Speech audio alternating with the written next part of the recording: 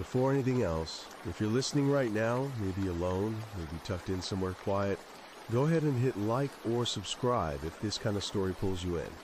I wonder, where are you? What time is it where you listen? That question feels important tonight. It's just past midnight, and rain taps lightly against the narrow side window next to you. Not the heavy kind that shakes the house, but enough to blur your view. Pale smudges of streetlight caught in droplets sliding down glass. The air smells damp, faintly earthy, with wet leaves pressed to brick walls. Every now and then, a quiet gust pushes a colder breath beneath the window's edge, brushing the bare skin on your wrist where your sleeve has ridden up. You sit close enough to that window to see the side alley outside, a narrow strip between this rental house and the wooden fence that's slick with moisture. It's the kind of drizzle that makes the pavement shine and collects quietly in little pools. You know the street well, but at this late hour, familiar looks strange. There's a soft rhythm of tiny splashes as raindrops fall unevenly, some striking puddles, others thudding muted against dead leaves. The house's interior hums with the low drone of the heater, barely warm against the chill pressing in from outside. Your phone lies on the nearby table, its dim screen faintly lighting the side of your face, a small island of technology amid the quiet. The porch light hums a weak yellow, enough to catch shadow shapes when you look to the side, but it doesn't cross the line into brightness.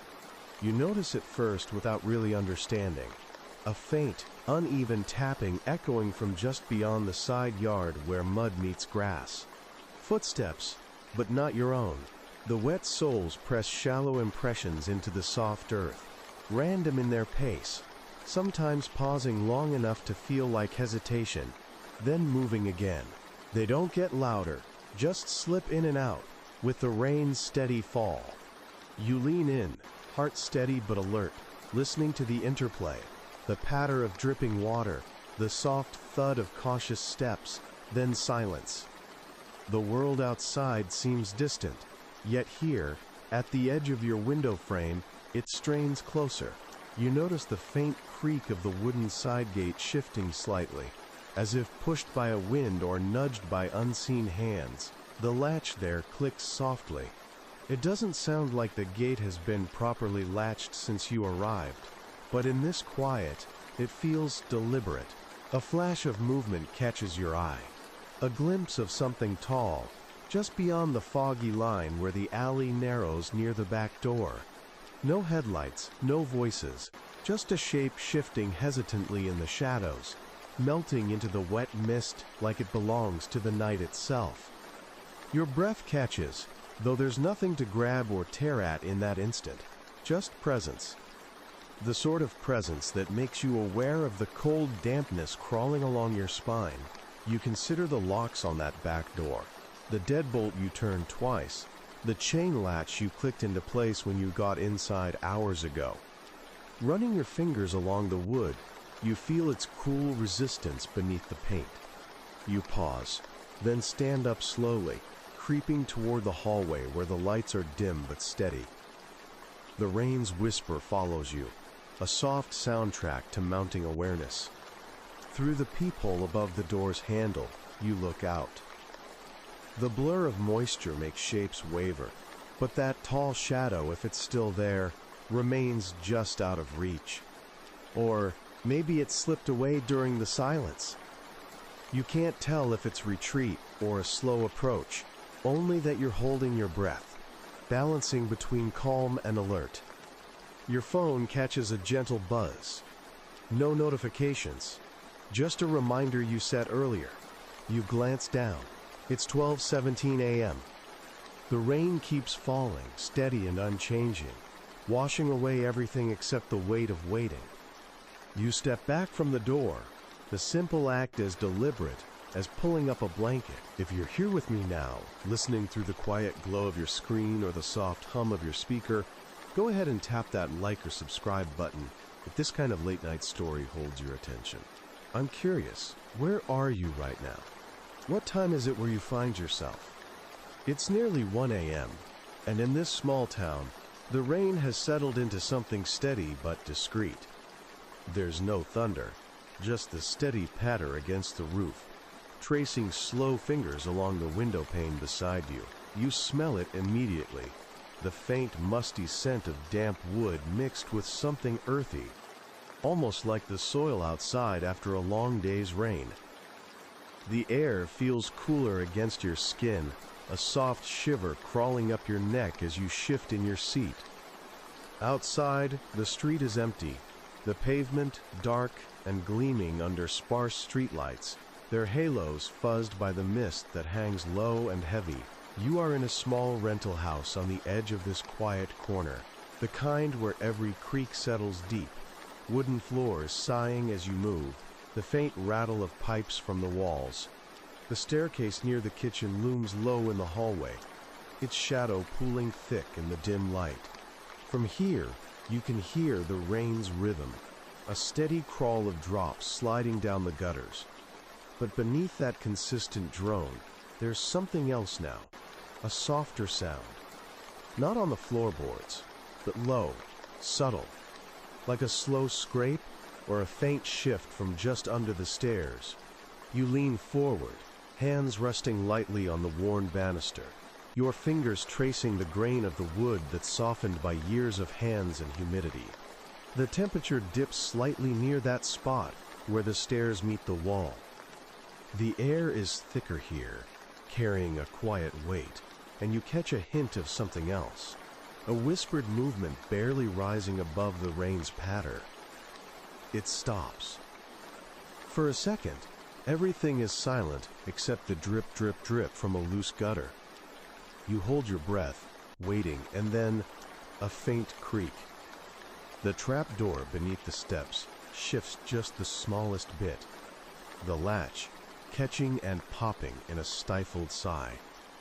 A shadow moves, so slight it might be a trick of your eyes, or the fog pressing close against the glass outside. Your heartbeat flutters in your chest. You inch closer to the side door, nearby, but still far enough away to feel the space between warmth and darkness. The house feels too quiet now. The usual night sounds muffled except where the rain keeps time. You pull out your phone slowly, screen lighting your face in the dim hall. It's 12:59 a.m., almost 1. You consider calling someone, but the reception is patchy here, and you find yourself hesitant to break the fragile silence. Instead, your fingers tighten around the phone as you walk toward the back door, every step careful, deliberate.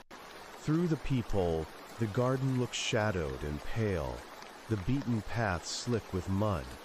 Your eyes search, catching the glint of wet leaves and the faint shape of the fence disappearing into the fog. No sign of anyone, no footsteps in the soft earth, yet the sense of presence lingers. You exhale slowly, the air catching in your throat. The quiet crawl beneath the stairs is not the kind of sound that demands explanation right away. It's the kind that unsettles because it could mean anything, or nothing at all. A stray animal seeking shelter, a loose board settling under the long night's chill, or someone moving cautiously just beyond your walls. You squeeze the phone tighter, standing still in the weak light, listening not just to the rain but to your own pulse. How well do we really know the spaces we claim as safe? How thin is the line between shelter and exposure when footsteps echo silently in the fog? The house remains still, but you know, somehow, that the night is still listening back. Before we begin, if you're settled in for this story, maybe alone or with the quiet company of a late night, go ahead and tap like or subscribe if you want to keep these moments coming. I'm curious, where are you right now? And what time is it where you listen? It matters. It shapes the way we feel the silence. It's well past midnight. The rain is soft, but persistent outside, tapping steadily against the window beside the bathroom. You can hear it clearly from where you stand in the dim hallway, the tiny drumming of droplets, slipping down glass and pooling quietly around the edges. There's a faint smell of damp stone and faint mildew, mixed with the sharp, clean scent of soap that still clings to the air from earlier. The air feels cool and heavy, pressing faintly against your skin like a slow, quiet breath. You move slowly, careful not to disturb the fragile calm. The hallway stretches narrow and shadowed in front of you, lit only by the pale amber glow dripping from the nightlight in the bathroom. The door is cracked open just enough to spill soft golden light into the dark. The steady dripping of water from the sink's twisted faucet is an oddly soothing sound, but beneath it all, your ears catch something else, a faint scraping just beyond that bathroom door. You freeze. The sound is barely audible at first, like soft soles brushing against wood, almost whispered by the rain's continued patter. Then there's a stillness, so deep you can hear your own breath, caught thin and quiet inside your chest. The house feels larger now, more empty than before, as though the rooms themselves are holding their breath. Slowly, you step closer to the door. Your fingers trail lightly along the cool wall, tracing the slight dampness from condensation. You note the texture of the paint, an old matte finish that's chipped a little near the baseboards. The wooden floor creaks beneath your weight, a low groan that settles and then falls silent again. Outside, the rain taps a steady rhythm, a quiet song you can't escape. Your eyes flick to the phone resting on the hallway table, its screen dark for now. You don't check the time yet. You don't want to break the spell, this delicate balance between sound and silence. Then, just beyond your hearing, a small knock, soft enough that it could be the wind shifting loose shutters, or the side door's latch loosening with the cold. Another pause. Your hand twitches near the light switch, resisting the urge to flood the space with light.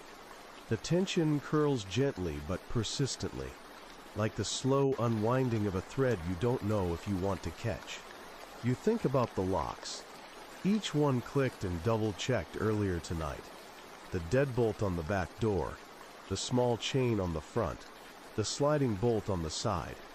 You reach toward the bathroom door frame, feeling the warmth of the light spill over your fingers. Outside, the street remains empty. The fog curls low along the pavement, swallowing the edges of the street lamp's glow. No headlights, no distant footsteps. Yet you know the sound was there, something moving just beyond that door. Barely audible, barely real. It's the kind of thing your mind tries to explain away. House settling, rain shifting, shadows playing tricks in the dark. But it felt deliberate, didn't it? A presence, crossing the thin line between stillness and motion. You step back, the warmth from the light fading as you retreat down the hall. The rain continues its quiet chorus, each drop insistent and unobtrusive. You wonder how many times you've listened to the night like this, waiting for the invisible to become visible, for the unspoken to step into the light. How much of what we feel in the dark is real, and how much do we conjure to remind ourselves we're still here, still watching, still alive? And when the footsteps are gone, does something else arrive in their place? Something quieter, something just out of reach? If you've made it this far, sitting there with the night around you, thanks for sticking with the story. If it's your kind of evening, take a moment to tap like or subscribe. So these quiet moments keep coming your way. I wonder where you are as you listen. What time is it? Because that matters. The way the night feels different, depending on where and when you hear it. It's just past 2 a.m., and the rain outside has traded its earlier steady drumming for a softer whisper against the roof. The sound is gentle, a kind of misty drizzle now, tapping lightly on the upper window panes above the stairwell. The house smells faintly of old wood warmed by the heating, mixed with the crisp, fresh scent of rain seeping through cracked window edges. Your skin feels damp from the hushed moisture hanging in the air. It's that kind of chill that creeps quietly under your sleeve, making you tug your shirt tighter around your wrists. You stand at the base of the narrow stairs, the wooden steps worn smooth by years of footsteps. Above, near the top landing, a small room's light flickers faintly, a low orange glow leaking through the cracks of the closed door. It shouldn't be on. You're sure you switched it off hours ago. The house is supposed to be empty except for you, and yet, there it is, that soft illumination bleeding into the shadows. You pause, hand resting on the cool banister, feeling the grain rough beneath your fingers. Your heart keeps a calm but steady beat as you listen closely. The rain's whisper threads in and out of your awareness, a private soundtrack set just beyond hearing. Then comes another sound, not rain, not creaking wood, but footsteps. Soft, deliberate steps padding just beyond the closed door at the top of the stairs. You inhale, careful not to disturb the stillness. The footsteps slow, seeming to press lightly against carpeted floorboards, just out of sight. The room beyond that door feels thick and still, and you can almost taste the faint scent of dust mixed with something metallic, like the faint tang of old keys or forgotten locks. The staircase groans under your shifting weight. You hesitate. The back door's locks cling firmly where you set them earlier, the latch solid against any unwelcome turn. Outside, the street lamplight pools in small islands through the fog, casting pale, wavering shadows. No other sounds disturb the quiet, except the occasional drip from the eaves, water sliding down gutters in slow drops. You realize your phone screen lies dim on the table downstairs, forgotten for now. The room's light pulses once more, steady, slow, like a heartbeat. You picture the silhouette of that door, the threshold lying between warmth and darkness, between known and unknown. You wonder if watching for footsteps is really about safety, or simply part of how the mind tries to map uncertainties in the dark, trying to bring order to silence. How many times do we listen for what might not exist, held between breathing and shadow? How long before the light reveals nothing, or something just out of reach? The rain outside keeps its quiet promise, tapping softly on window panes as the upstairs glow fades, swallowed again by the night. And in that fading, you're left with the slow, steady question: what else moves beyond closed doors when the world holds its breath? If you're here with me now, thanks for settling in. If this sort of quiet, slow burn holds your attention, feel free to tap like or subscribe. This way, the stories that linger in the night keep coming. Where are you listening from? What time is it? Because those details shape the way the dark feels around you. It's just past 1:30 a.m., and the rain is falling in thin sheets outside your window. You smell the cool, wet earth through a crack in the slightly open back door. A mix of damp wood, soaked leaves, and the faint metallic tang of rain on iron gutters. Your skin tingles with the chill that the humid air carries in. The heavy quiet pressing through the walls. The house is mostly still, bathed in a soft yellow glow from a single bedside lamp. But outside, the world blurs into shadow and mist. Through the foggy night outside, you notice headlights creeping along the back road that stretches behind your rental. The light slices through the mist, casting long, wavering beams across the slick pavement. The road is narrow, bordered by rows of wet trees dripping rain, their branches swaying just enough to whisper against themselves. The headlights are slow, hesitant, like something moving cautiously in search of a place or a sound. You stand near the back door, hand resting lightly on the cold metal handle, your fingers brushing away faint droplets clinging to the frame. You know you locked the deadbolt firmly after coming in earlier, sliding the latch across with careful clicks. The back porch light hums low, its yellow cast pooling weakly at your feet, barely pushing back the dark edges of the yard. The rain continues its steady music, falling in soft taps against the tin roof, slipping down the gutters with occasional drips, each one measured and deliberate. Your breath fogs in the cool air as you exhale slowly, eyes fixed on the dancing beams that sway through the fog. The headlights pause just past the curve of the road, then creep forward again with that slow, searching motion. Inside, the house is quiet except for the soft hum of the heater, set low against the damp night. You glance down at your phone, a glowing rectangle resting on the nearby table. The timestamp reads 1:34 a.m.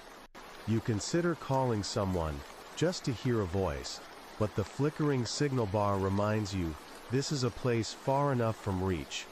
The nearest neighbor's house is silent, their windows dark. You feel the dampness seep deeper into your clothes as the cold gust from outside brushes past the threshold, stirring loose leaves at your feet. Then, from somewhere beyond the porch, a faint scrape, soft, quick, against wet wood. Your skin tightens, every sense sharpened in an instant, but the rain washes the sound into nothingness. No footsteps follow, only that restless movement beneath the dripping canopy of leaves. The headlights farther down the road vanish into the fog, swallowed by the night before they reach the curve near the gravel driveway. You stand there a moment longer, listening to the rain's steady murmur, the quiet hum of the house, the pulse of your own breath. How well can we truly separate the familiar from the unknown when the world is cloaked in fog and half-light? When does routine vigilance turn into something else? The slow unease that lingers long after the lights go out. The rain keeps falling. The road stays empty. And somewhere beyond your closed door, the night whispers a question you don't quite have the answer to yet. How many times do the unseen footsteps pass by, just out of sight, before someone finally turns to follow? If you're here, sitting with the quiet of the night wrapped around you, thanks for staying with this story. If these moments woven with rain and shadow hold your attention, go ahead and tap like or subscribe. It helps keep the quiet coming your way. I wonder, where are you listening from? What time is it where you sit?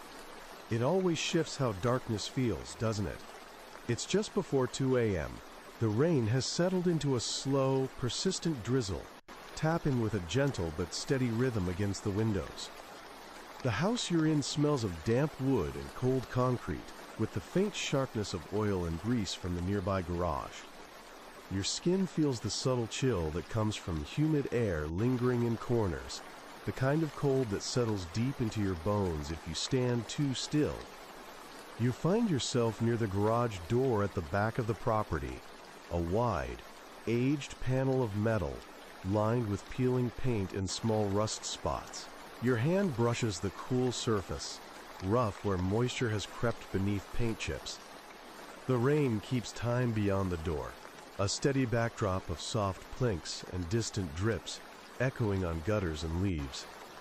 The faint smell of wet asphalt mingles with the garage's usual scents, oil, tires, and the sharp, almost electrical trace of wires and machines resting in the dark. You reach into your pocket and pull out your phone. It lights up steadily, glowing faint green with notifications, but nothing urgent. The clock reads 1:57 a.m. You silence any sound, settling your breath to mingle with the night's rhythm. Outside, the world beyond the garage is veiled in thick fog, blurring the edges of the yard. The glow from a street lamp nearby stretches long shadows through trembling branches. Suddenly, just behind you, a sound breaks the rhythm. A soft scrape against concrete, subtle but distinct.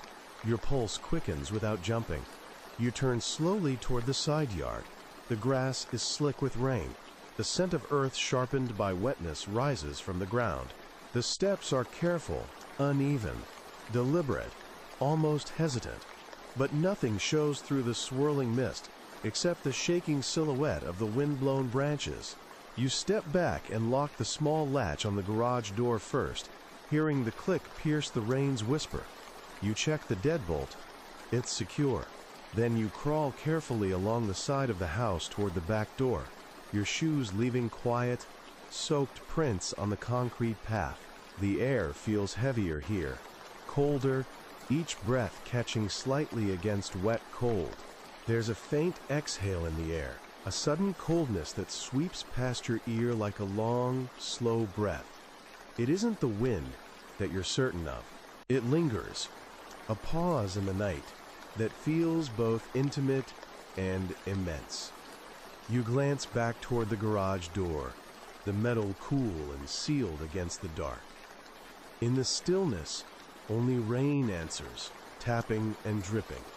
The faint footprints in the mud, the whispering leaves, the pause between heartbeats. You stand there, wondering, how often does someone or something pass just beyond what we see, waiting in the spaces between raindrops, in the silence between locks clicking shut? How long can a breath linger before it becomes a presence?